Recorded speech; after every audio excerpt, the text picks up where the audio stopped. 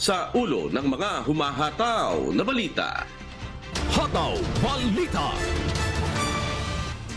Ika-5 batch ng mga Pilipino na nirepatriate mula sa Israel dumating na ng ligtas sa Pilipinas kahapon. Hataw Balita. Philippine-Japan cooperation posibleng makapigil sa China na gumawa ng coercive action sa West Philippine Sea ayon sa isang maritime law expert. Hataw Balita.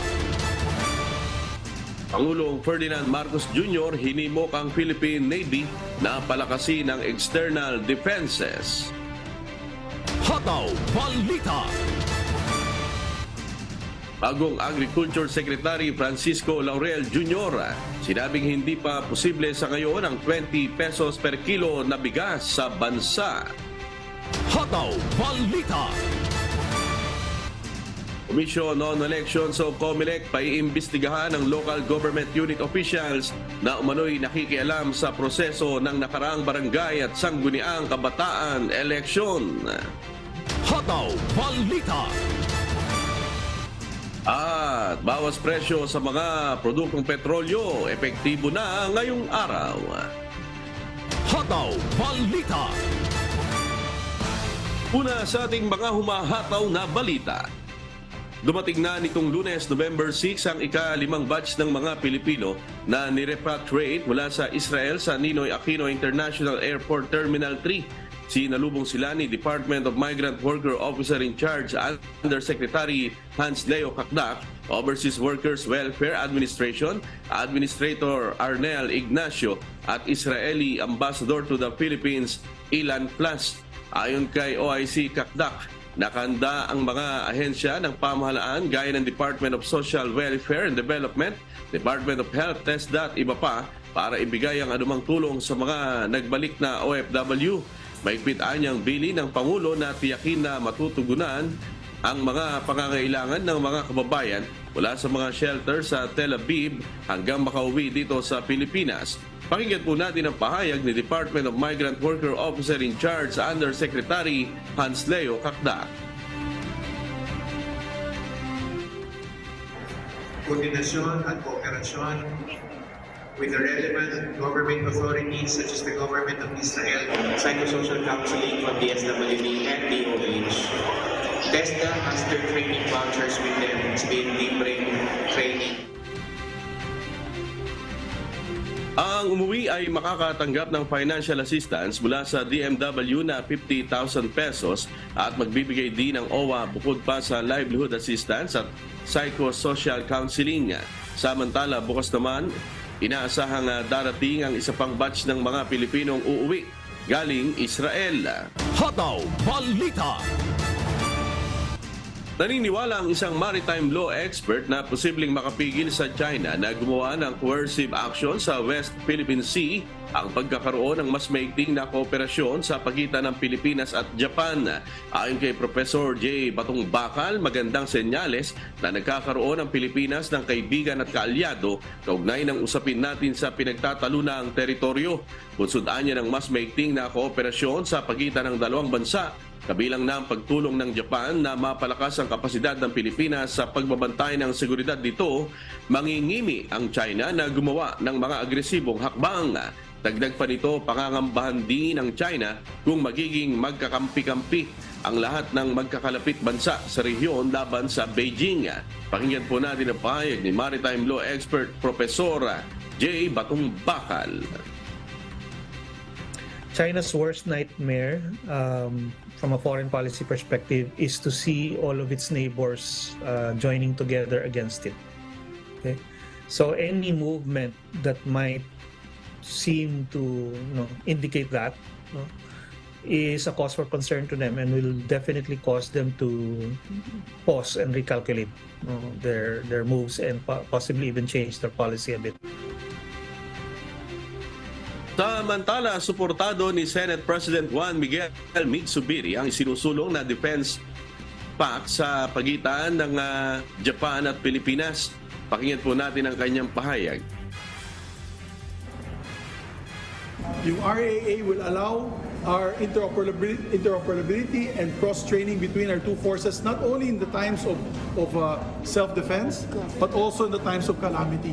Kasi pag may RAA na po tayo, talagang yung Japanese Armed Forces na self-defense forces, makakapunta po dito pag may calamity katulad na nangyari sa Yolanda. They can now enter and assist our armed forces and our civil servants in helping our people during times of calamity. Hataw Balita. Inihayag ni Department of Justice Secretary Crispin Boying Remulla na makikipagtulungan ang National Bureau of Investigation o NBI sa Philippine National Police o PNP sa kanilang investigasyon tungkol sa mga umano'y sleeper cells ng China dito sa Pilipinas. Ang sleeper cells ay isang grupo na nakahandang gumawa ng pagsusuri o makialam sa mga gawain ng isang bansa. Sinabi ni Justice Secretary Remulla na tutulong ang NBI sa PNP sa pamamagitan ng pagbabahagi ng intelligence kaugnay ng nasabing grupo. Pakinggan po natin ang pahayag ni Justice Secretary Crispin Boying Remulla. We have to share intelligence among the different agencies in the government. Even military intelligence should be part of it. Kasi ano yan the key is really intelligence sharing. So we arrive at the conclusions properly. Hataw Balita. Hinimok ni Pangulong Ferdinand Marcos Jr. ang Philippine Navy na palakasin ang external defenses sa kanyang talumpati sa 67th founding anniversary ng Naval Special Operations Command o NAVSOCOM sa Sangli Point sa Cavite City.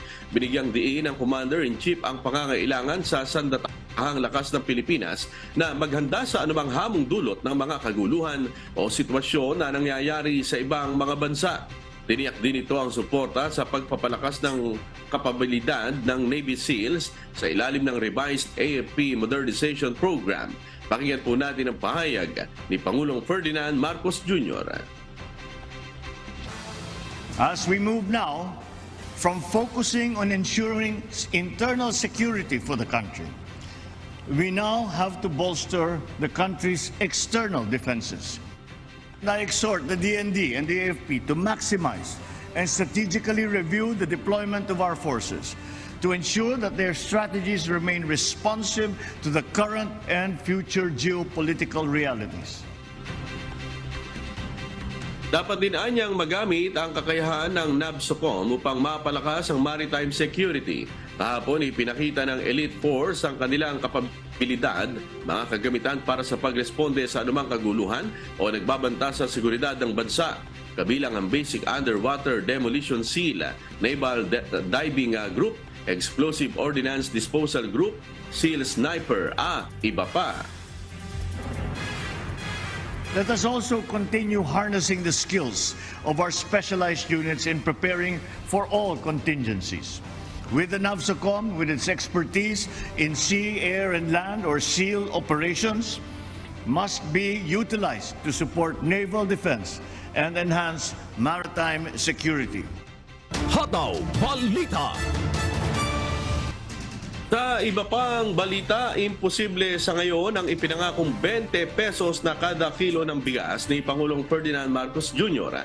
Ayon kay Agriculture Secretary Francisco Chu Laurela Jr., kailangan munang unahin ngayon ang pagtataas ng produksyon upang magkaroon ng mas abot kayang bigas bago matapos ang 2024.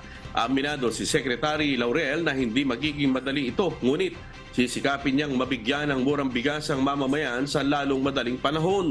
Pakinggan po natin ang pahayag ni Agriculture Secretary Francisco Chu Laurel Jr. The 20 peso per kilo was an aspiration, di ba? Ang problem now, we are in the 15-year high sa world market.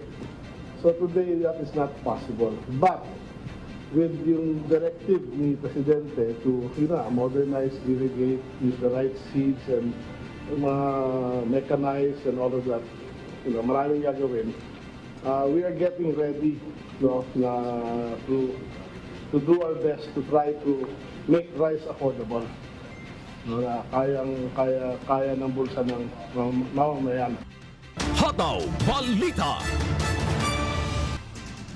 Inihayag ni Agriculture Secretary Francisco Laurel Jr. na bubuo siya ng intelligence team upang tutukan ang pagsugpo sa smuggling sa sektor ng agrikultura. Ayon sa kalihim, may plano na siyang gawin dito gaya ng pag-iinspeksyon sa panggagalingan ng mga agricultural product. Nakahanda na anya si Secretary Laurel na makatrabaho ang mga dati ng opisyal at empleyado ng kagawaran. Dagdag dito, may hakbang na rin siya kung sakaling may hindi susunod o gagawa ng kanilang tungkulin. Pakinggan po natin ang pahayag ni Agriculture Secretary Francisco Laurel Jr. I will be creating my own intelligence group, which they are here now, pero hindi sila kilala. So we will be, well, one of the directives also ni Presidente is to, kung may dumi dyan, clean it up. So origin pa lang ma-address na to, para hindi na makarating dito pa yung problema. Sa mga susunod na linggo ay bababa na ang kalihim sa mga lalawigan para makausap ng personal ang mga magsasaka at mangingisda. Kasama rin sa kanyang pagtutuunan ng pansin ang pagpaparami ng produksyon ng pagkain sa bansa, lalo na ang bigas. Hataw Balita. Nasa 70,000 Lagunense ang naging benepisyaryo ng bagong Pilipinas Servicio Fair, ang pinakamalaking service caravan sa bansa na inisyatibo ni Pangulong Ferdinand Bongbong Marcos Jr. Si Marcos Doria humahataw. Hataw Balita. Nabiyayaan ang nasa 70,000 residente sa isinagawang bagong Pilipinas Servicio Fair na pinakamalaking public service caravan sa bansa na inisyatibo ni Pangulong Ferdinand Marcos Jr. nitong Nobyembre 4 hanggang 5 na ginanap sa Laguna Sports Complex sa bayan ng Santa Cruz. Katuwang sa nasabing aktibidad ang mahigit 50 ahensya ng gobyerno. Ilan sa mga programang hatid ng bagong Pilipinas Servicio Fair ay ang Health, Love for All, Social Services, Educational, Agriculture, Livelihood, Regulatory Function at iba pang government service. Meron po tayong tinatayang 70,000 na mga Lagunense ang mag-benefit dito po sa ating pong Servicio Fair. Bagong Pilipinas Servicio Fair. Ang tinatayang halaga ng ibababang benepisyo nitong fair ngayong araw na ito hanggang bukas. Ang halaga po nito ay aabot ng 300 million. 82 probinsya sa buong Pilipinas ang nakatakdang pagsagawaan ng bagong Pilipinas Servicio Fair at panglima ang lalawigan ng Laguna sa binisita ng naturang programa. Ang lalawigan po ng Laguna ay taos-pusong nagagalak at nagpapasalamat sa partnership po natin with the national government na maibaba ang mga serbisyo ng iba't ibang ahensya ng national government dito po sa lalawigan ng Laguna. Layo ng bagong Pilipinas Servicio Fair na dalhin sa iba't ibang lalawigan ang mga mahalagang programa ng national government agencies. Diyos ang aming sandigan, serbisyo publiko ang aming pinahahalagahan. Mula sa Laguna, Marcos Doria humahataw. Hataw Balita. Inihayag ni Pangulong Ferdinand Marcos Jr. na tapos na ang revision sa Implementing Rules and Regulations ng Maharlika Investment Fund matapos itong suriin noong nakaraang buwan. Ito ang sinabi ni Pangulong Marcos Jr. ilang linggo matapos suspindihin ang implementasyon ng kauna-unahang Sovereign Wealth Fund ng bansa. Layon din anya ng pagsusuri na mapabuti pa ang mga probisyon ng IRR ng MIF. Ayon sa Pangulo, kasunod nito ay agad na nilang aayusin ang corporate structure nito sa lalong madaling panahon. Nauna nang sinabi ng punong ehekutibo na nais niyang magkaroon ng operasyonal na MIF ngayong 2023. Maraming nakaupo at dating mambabatas ang humiling sa Korte Suprema na ideklara ang MIF bilang hindi konstitusyonal, ngunit wala pang naisasagawang pasya hinggil dito. Hataw Balita. Iginit ni House Speaker Martin Romualdez na handa niyang ipagtanggol ang Kamara laban sa mga umaatake rito. Sa gitna ito ng pagbatikos na tinanggap ng institusyon sa kabilaan niya ng kolektibong nagawa nito na ipasang mga panukalang batas at ang mataas na ratings na natanggap mula sa publiko. Ayon sa House Speaker, trabaho lang ang ginawa nila at walang personalan. Bagaman walang tinukoy na sinuman ang House Leader. Pakinggan po natin ang pahayag ni House Speaker Martin Romualdez. Tatayo ako laban sa sinuman na mananakot sa atin para masunod lamang ang gusto nila. Itindig ako tayong lahat para sa kapakanan ng bayan.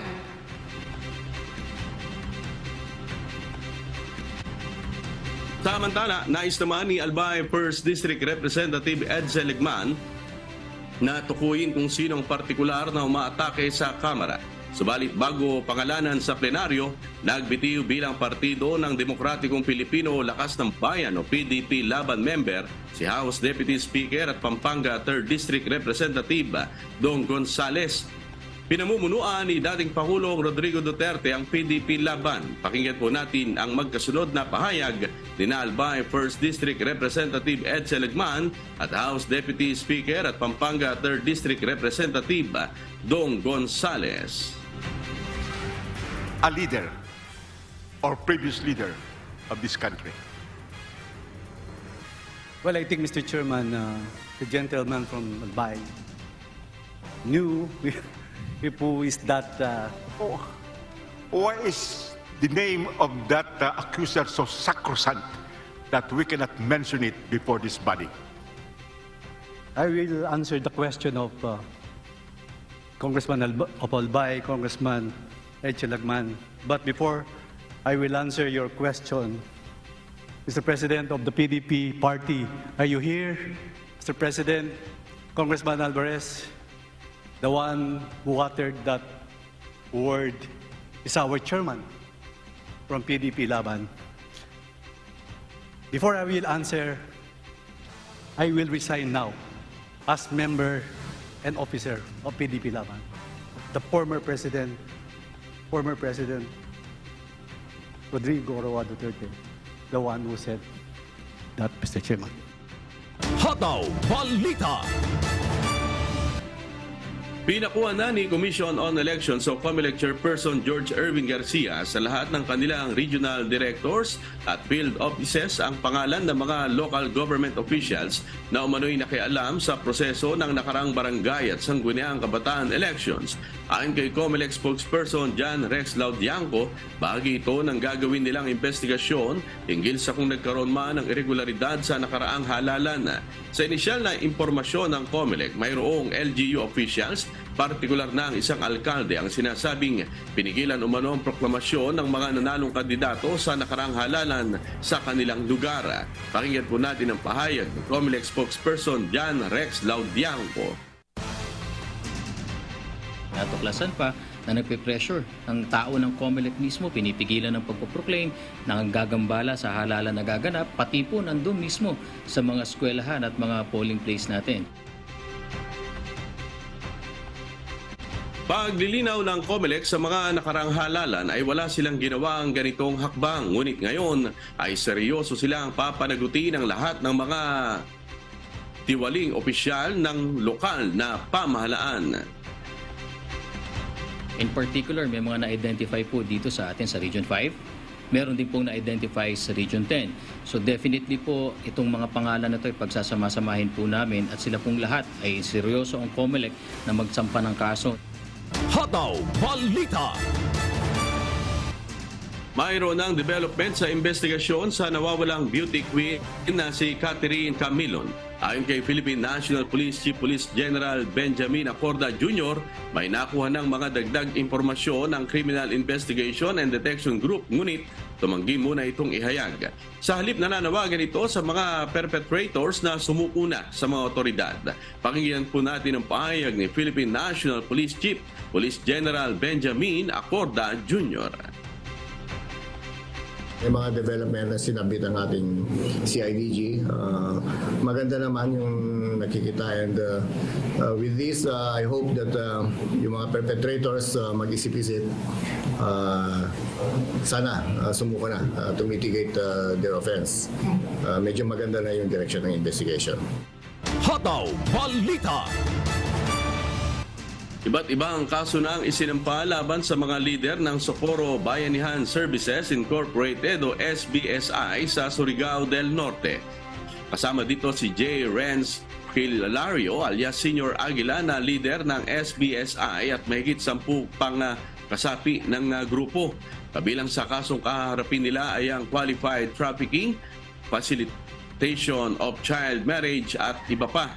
Ayon kay Justice Secretary Crispin Boying Remulla, hihilingin nila sa Supreme Court na mailipat ang mga kaso dito sa Maynila.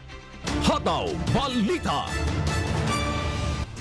Simula November 13, ipatutupad na ng Metropolitan Manila Development Authority o MMDA ang mas malaking multa na ang ipapataw laban sa mga motorista na lumalabag sa EDSA busway. Batay sa resolusyon na pinagkasunduan ng Metro Manila Council, 5,000 pesos ang ipapataw na multa sa unang paglabag o first offense, habang 10,000 pesos isang buwan na suspensyon ng driver's license at pagdalo ng road safety seminar naman ang ipapataw kapag second offense. 20,000 pesos naman sa ikatlong offense na may kasamang 1 taong suspensyon ng driver's license. At 30,000 pesos na penalty naman sa fourth offense kung saan irerekomenda na rin sa LTO na i-revoke ang lisensya ng driver.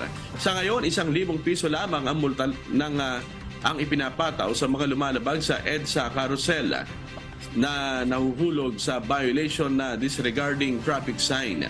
Pabor naman dito ang ilang mga bus o bus driver sa EDSA carousel, lalo pat nagdudulot ng malaking abala ang mga pasaway na private vehicles na pumapasok sa kanilang linya.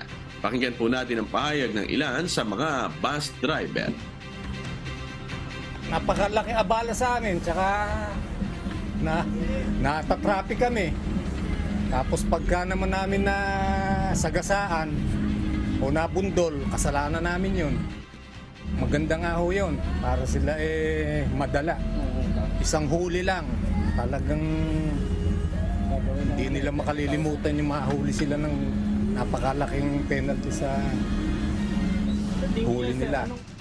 Minsan kasi sir, sila yung nagkukos ng disgrasya eh. Kaya mas maganda na yung taasan yung sa huli para hindi na sila pumasok. Hataw Balita. Narito na po ang good news para sa mga motorista. Ngayong araw po ng Martes, November 7, ipatutupad na po ng mga kumpanya ng langis ang rollback sa presyo ng mga produktong petrolyo. Sa abiso ng mga oil company, bababa ng piso at 10 sentimos ang presyo ng kada litro ng diesel, habang 45 sentimos naman ang bawas sa presyo ng kada litro ng gasolina. May bawas presyo rin na piso at 5 sentimos sa kerosina. Ang panibagong oil price adjustment ay bunsod pa rin ng pabago-bagong galaw sa presyo ng langis sa international market.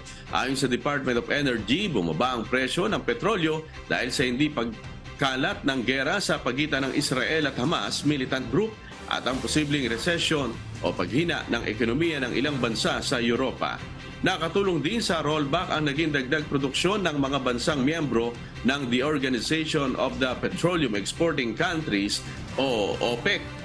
Hataw Balita.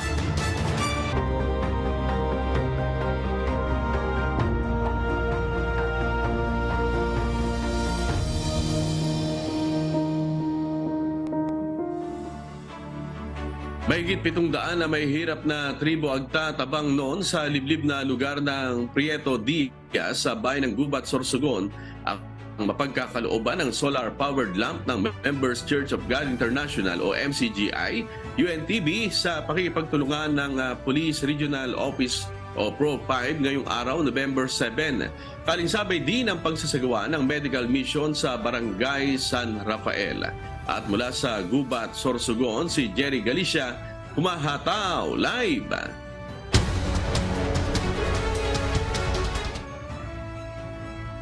Jerry, gaano ba karaming solar lamp at buong barangay ba ay malalagyan ito, Jerry?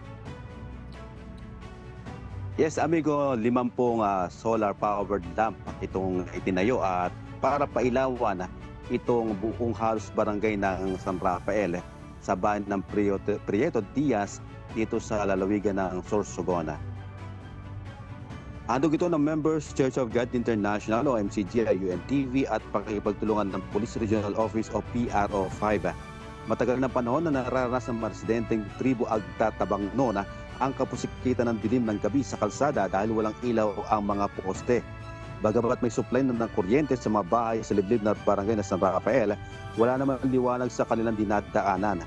Kaya pasisinayaan ngayong araw, November 7, itong turnover ng solar lamp bilang outreach program sa ilalim ng project ng daan tungo sa liwanag ng kapayapaan ng PRO 5. Mahigit 170 pamilya o katumbas ng mahigit 700 individual na miyembro ng tribo Agta Tabangno ang makikinabang sa nasabing proyekto.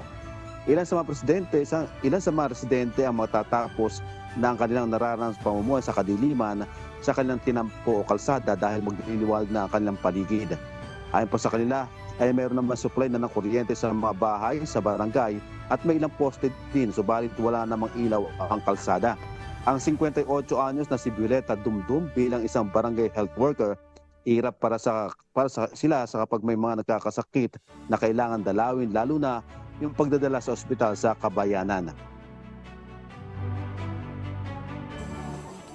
Siyempre, minsan nakakatakot din maglakad sa kalsada nang walang ilaw dahil baka kung may ahas, makaapak ng ahas. Tsaka minsan sa matalisod, yun, mahirap. Napakahirap dahil madilim, sobrang dilim. Lalo na kung napakalakas ng ulan, tsaka yung hangin. Mahirap mag-evacuate. Naranasan niyo na po dito yun? Opo, naranasan na namin. Dahil yung malakas na bagyo, yung Linda, saka yung Tisoy. Saka marami ng bagyong dumaan dito sa amin na napakalakas. Mahirap dahil madilim. Amigo, maging kapag may malakas na bagyo na nalasa sa kapikulan kaya ng bagyong Glenda, pahirap sa mga residente ang kapag dadali sa evacuation center lalo na kung gabi. Malaking pasasalamat sa bawat residente ang pagliliwanag ng kanilang paligid ngayon bubuksan na ang solar lamp sa kanilang lugar. Madali na dahil nakikita na namin yung dinadaanan namin. Kaya nagpapasalamat kami sa MCGI dahil yung aming lugar tumulong sila para magkaroon ng street light na solar. Sobrang saya ng mga matatanda, yung mga bata, dahil sa paglakad nila, maliwanag ng ilaw. Amigo, hindi na mangangamba ang mga residente sa paglalakad sa kalsada ngayong magliliwanag ng kanilang barangay. At para malubos ang kagalakan ng ating mga kababayan, magkakalo din ng dental o medical at optical vision ang Members Church of God International ngayong araw doon din mismo sa Barangay San Rafael sa bayan ng Prieto Diaz. Yan ang balita mula dito sa Sorsogon. Balik sa iyo, amigo. Alright, maraming salamat. Jerry Galicia, nag-uulat ng live mula sa Gubat, Sorsogon.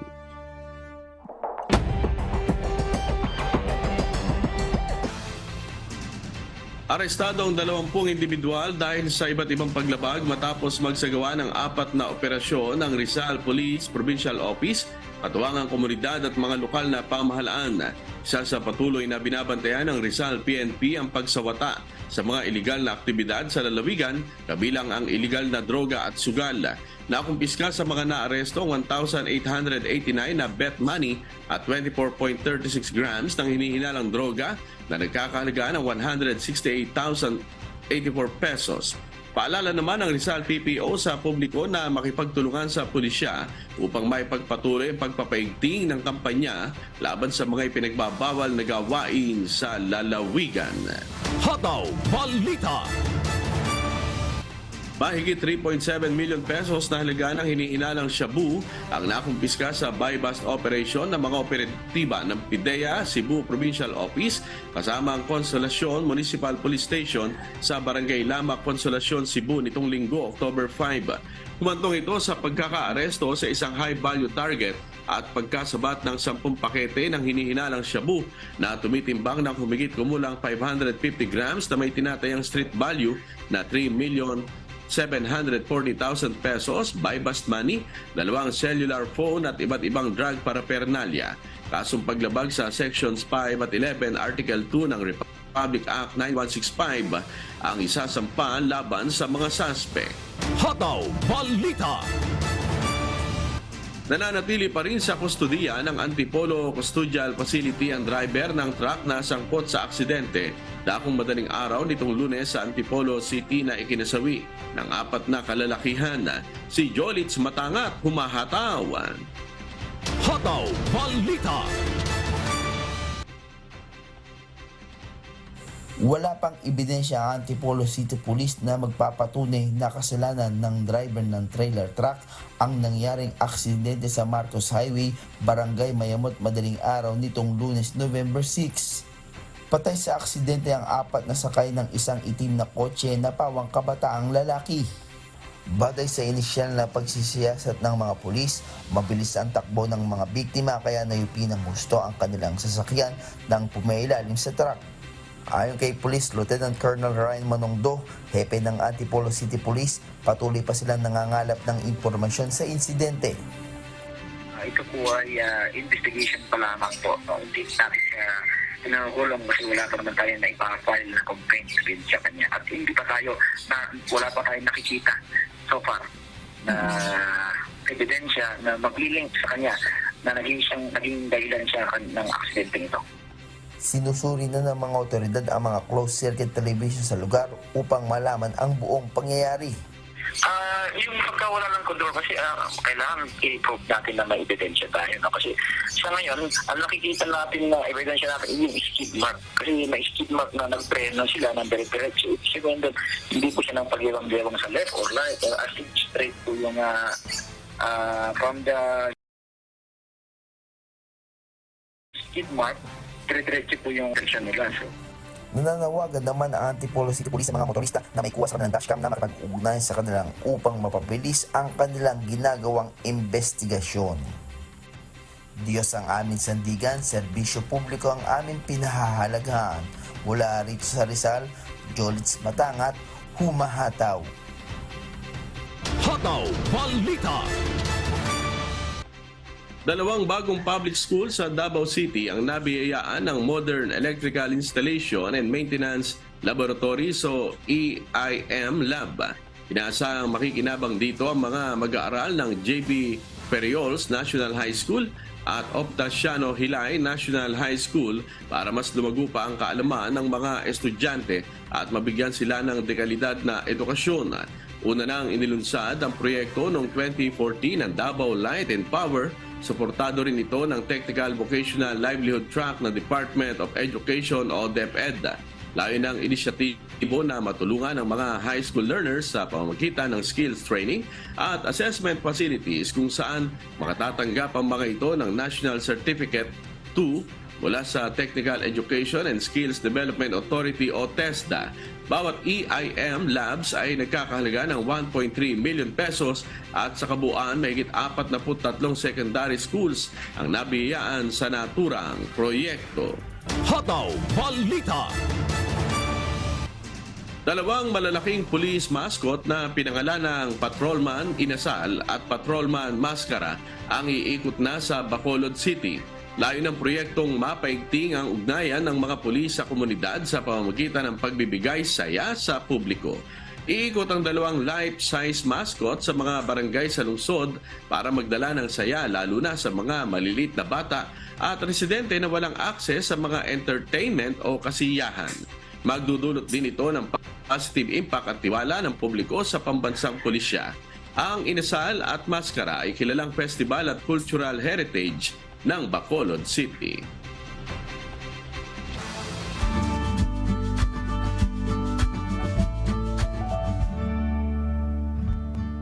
Alamin ang magiging lagay ng panahon sa iba't ibang bahagi ng bansa ngayong araw ng Martes. Panoorin po natin ang update mula sa Philippine Weather Bureau Pag-asa. Sa kasalukuyan ay patuloy na umiiral itong easterlies o yung mainit at malinsangang hangin na nagmumula sa karagatang Pasipiko na siyang nakakaapekto ngayon sa may bahagi ng Palawan, Visayas at Mindanao at asahan sa buong maghapon ng mga pag-ulan o kalat-kalat ng mga pag-ulan sa may bahagi ng Southern Luzon, gayon din sa may Eastern Visayas at ilang bahagi ng Northern Mindanao. Samantalang sa ngayon, wala pa rin tayo namomonitor na low pressure area sa loob at labas ng ating Philippine Area of Responsibility. Kaya naman hanggang sa weekend ay mababa pa rin yung tsansa na magkaroon tayo ng bagyo sa loob ng ating PAR. At para naman sa magiging lagay ng panahon ngayong araw sa Kalakhang Luzon, naasahan ang maulap na kalangitan na may kalat-kalat ng mga pag-ulan, pagkidat at pagkulog sa may bahagi ng Quezon at ng Bicol Region. Samantalang sa nalalabing bahagi ng Luzon, kasama na dyan yung Metro Manila, ay aasahan pa rin ang generally fair weather conditions at may kainitan, lalong-lalo na sa tanghali at sa hapon, at may mga tsansa pa rin ng mga pag-ulan, especially sa hapon at sa gabi.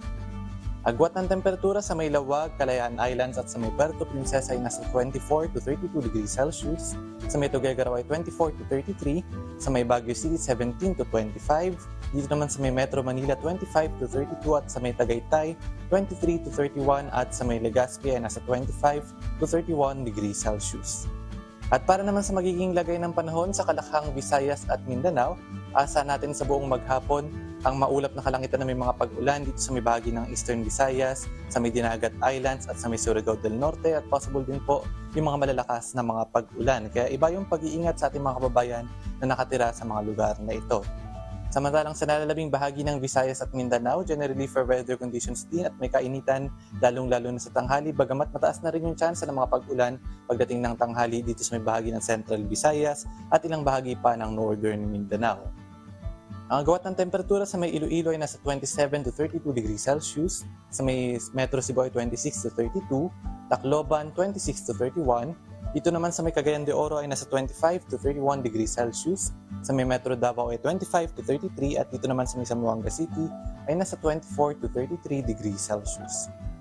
At para naman sa lagay ng ating karagatan, sa ngayon ay wala pa rin tayo nakataas na gale warning sa namang baybayin ng ating bansa, ngunit iba yung pag-iingat pa rin sa mga papalaot dito sa may extreme northern Luzon kung saan maaaring makaranas ng katamtaman hanggang sa matataas na mga pag-alon dulot ng unti-unting paglakas ng hanging amihan. At ang ating sunrise ay 5:53 a.m. at ang sunset naman ay nasa 5:26 p.m. At napanood po natin ang update mula kay Pag-asa Weather Specialist Patrick Del Mundo. Tandaan, sa bawat araw na ating nasisilayan, tayong magpasalamat sa Diyos na may lalang.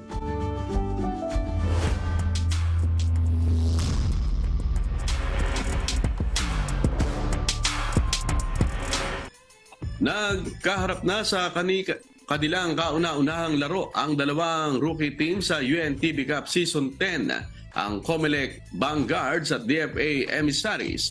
Pinatoob ng Comelec ang DFA at tinapos ang laro na may malaking kalamangan. Nabigo naman sa kanilang unang laro ang returning team na DOJ Beacons. Ito ang balita o si Gladys Tuabi humahataw.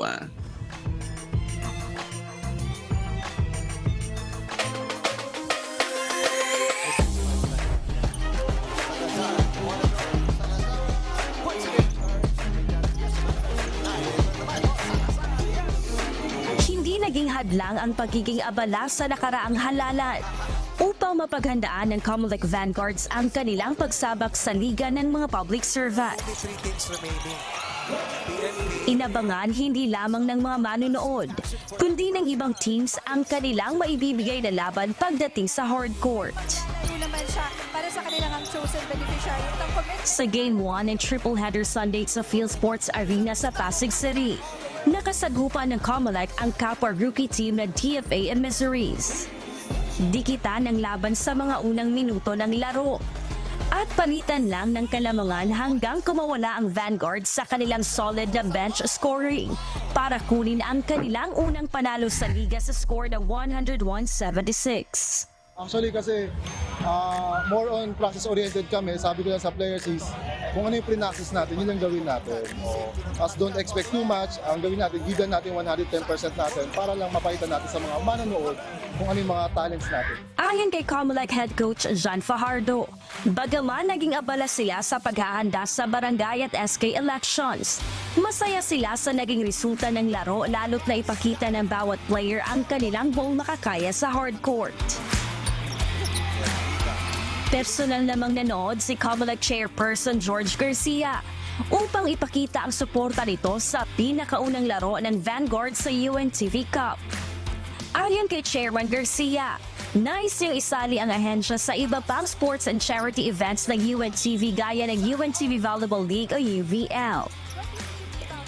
Ginawa natin ang paraan. Nag-organize tayo ng isang team para lamang sumali dito sa UNTV Cup. In fact, hindi lamang basketball ang gusto namin salihan, pati sana volleyball. Sa mga susunod na season, sasali na kami. Alam nyo kasi napakaganda ng adhikain ni Kuya Daniel Razon. Dapat maunawaan ng lahat. Naglalaro ka na, nakakatulong ka pa sa mga chosen charities mo. Panzali takes it away from Bolocon. Rubio, turnaround, got it! Sa Game 2, nagharap naman ang dalawang insurers ng pamahalaan ng Gia Zayas Furies at SSS Cabalika. Makapigil hininga ang pinakawalang plays ng dalawang teams, lalo na nang magsimulang makahabol ang Gia Zayas sa 3rd at 4th quarter ng laro. Sa huli na naigang never give up attitude ng GSIS sa score na 75-72. Siguro ngayon, more conditioned ang players, talagang nag-prepare properly. Pinaghirapan nila yung off-season preparation ng UNTV. So itong first game, talagang nakita natin na hindi bumigay yung players sa gusto namin ma-achieve, which is to win yung first game namin. Another offensive rebound. This time, 20 points. Back to 1.8 para sa DOJ. Mercado, powers his ways. At sa Game 3, hindi pinalad na patawin ng nagbabalik na DOJ Beacons ang mas mabilis na NHA Home Masters. Tinapos ng NHA ang Game 3 ng triple header match sa final score na 102-94. Sana tuloy-tuloy lang kasi may sistema naman yung team namin. Mas lalong naging cohesive yung teamwork, lalong pinatatag yung teamwork, develop pa lalo yung teamwork ng bawat players. Tsaka yung trust ng players sa isa't isa, lalo lumakas. Ganun pa man, aminado ang NHA Home Masters na malakas at maganda ang sistemang ipinakita ng DOJ sa kanilang laro. Sa katunayan, ayon kay DOJ spokesperson Asset Miko Clavano, sa pagbabalik ng DOJ sa Liga ng mga Public Servant, bumuo sila ng isang team na seryosong makuha ang panalo at muling ipakilala at itaguyod ang kanilang team sa Liga ng mga Public Servant. Makikita ho natin yan sa course ng season. Yung mga players ho namin, hindi din basta-basta. Every day nag-i-ensayo, whether sa basketball court or sa gym or sa swimming pool. Lahat po kami kondisyon at excited na kami na ipakilala ulit ng DOJ sa UNTV Cup. Diyos ang aming sandigan, serbisyo publiko ang aming pinahahalagahan. Gladys Tuwabi, Mahataw!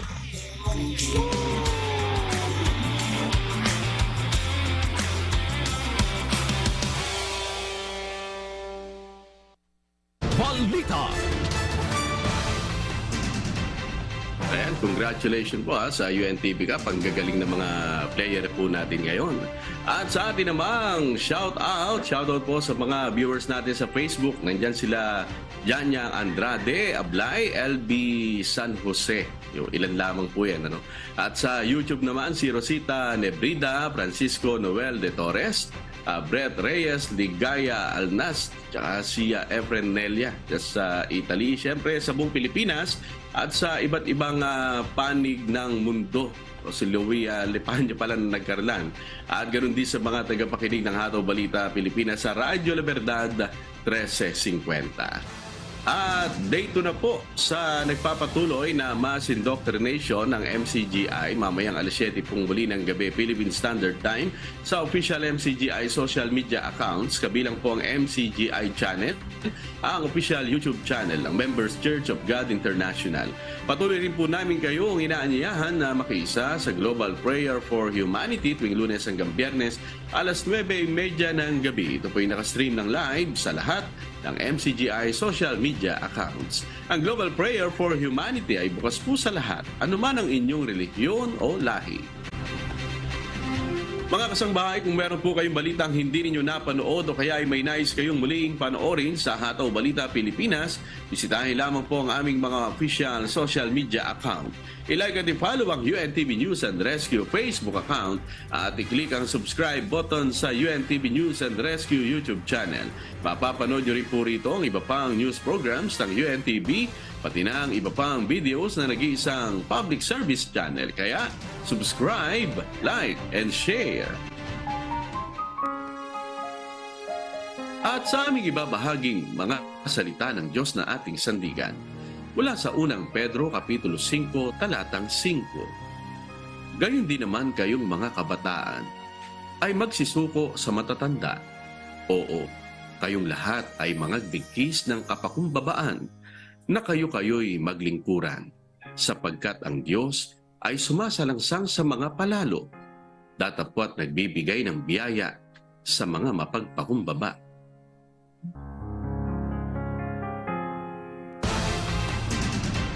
At yan po ang mga humahataw na balita ngayong umaga ng Martes, ikapito sa buwan ng Nobyembre 2023. Sa ngalan po ng lahat ng bumubuo ng UNTV News and Rescue at ng UNTV Radyo La Verdad 1350 ng ating mga correspondent mula Luzon, Visayas at Mindanao. Ako po ang inyong amigo, Sherwin Kulubong. At dito sa UNTV at UNTV Radyo La Verdad 1350.